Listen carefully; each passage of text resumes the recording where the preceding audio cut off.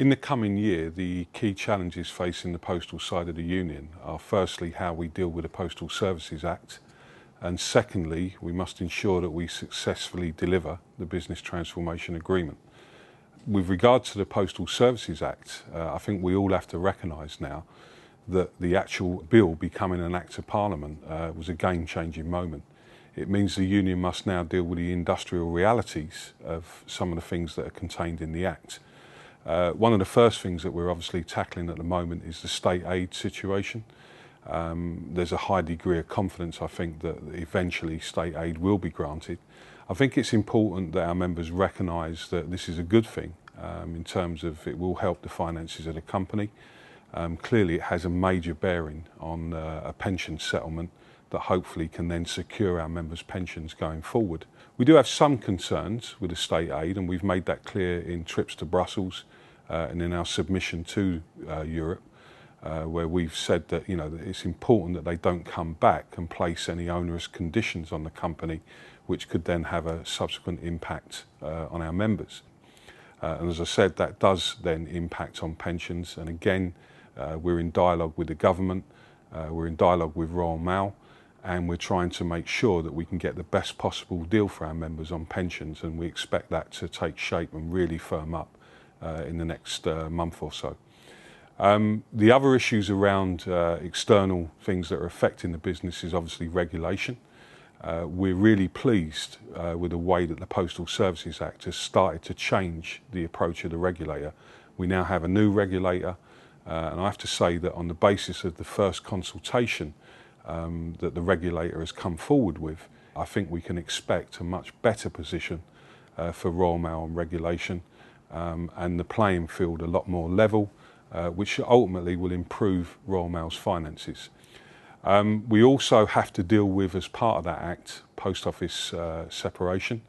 It's not something that we wanted to see, but we have to deal with that now. What that means for our members is that we have to get in there and we have to get the best possible agreement that ensures their terms and conditions under separation will continue, and all of the protections that they have currently will remain in place, and talks are going on around that. Privatisation, we talk regularly with the Minister, and it's quite clear that there's no prospect of the company actually being sold, is what we're told, in 2012. State aid is crucial to the next step of that in any case. What we have to do though as a union, and it's an interesting debate that's taking shape in society at the moment, is we have to make sure that we take advantage of the situation around employee ownership. So whilst we don't support privatisation, and we still hope that that's not going to happen, what we've got to do is prepare to get the best possible deal on employee ownership. So that covers most of the issues around the external things, the Postal Services Act. As I said, the other big thing that we need to do in the coming year is obviously make sure that we can actually deploy the Business Transformation Agreement in a way that our members can support, and obviously in a way that Royal Mail feel that they've brought in changes that can secure the future of this company. This is not going to be easy.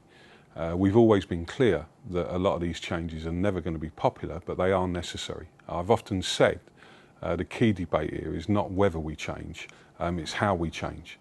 I think we're in a situation where what is already a difficult change is being made, unfortunately, a bit harder by some of the actions of the company. But we have to recognise, I think everybody needs to realise this, that it is in our interests to actually make these changes work. That never means you have to agree with everything Royal Mail say at a local level, far from it. But we've got to find a way where all the parties, including the customers, feel that these changes work. The concern that I have if we don't get that right is that actually the consequences could be worse for our members. For example, if you look around Europe, where they've had to deal with the same machines, they've gone for a model on resourcing, particularly in delivery, that is pretty much part-time everywhere. I think average contracts in Holland, we understand now, are about 9 hours a week. This could be potentially very dangerous for our members. So we have to see the wider context. I think what I would accept though is that the union, including everybody at headquarters and out in the field, we have to recognise how difficult it is for our members on a daily basis. And I'm sure Bob Gibson, who's doing a very difficult job trying to deal with the amount of issues that we face in delivery, is in there with Royal Mail, and we're trying to address those problems. I think one of the things that Royal Mail have to do, though, is really recognise now that they've got to help us build relationships at local level.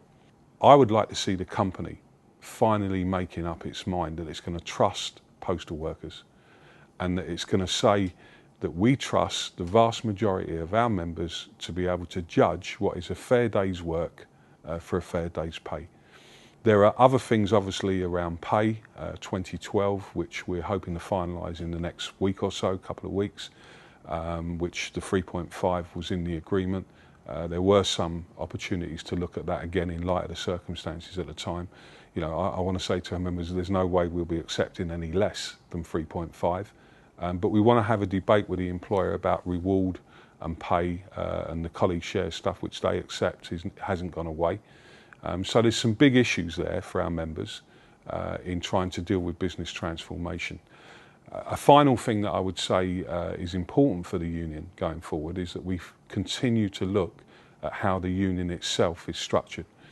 I want to find a way of really helping our representatives, who I know do a great job, a very difficult job. There is no other union in the UK that has the network of representatives that we have, but we need to help those people come through.